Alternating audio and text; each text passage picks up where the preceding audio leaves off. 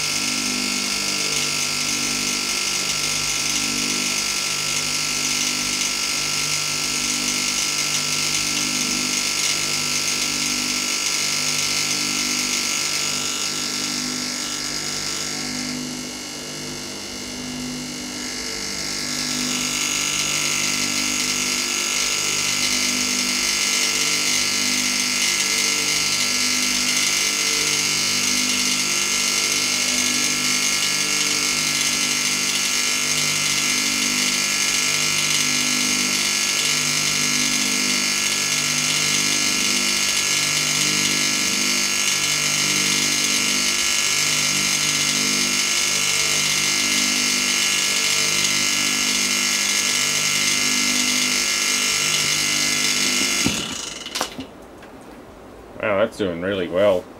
I don't think it's leaking air. I think it's under absolute vacuum. But I don't have a gauge hooked up yet, so I'm going to do a little modification and just put a gauge on it so I can see what it's really doing. I should have done that to begin with.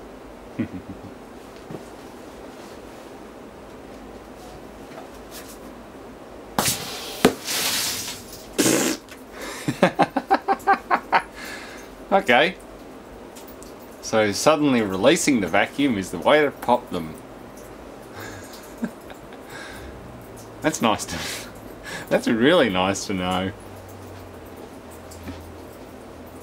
Yeah, forget putting a gauge on it. I'm just going to connect it up to a ball valve.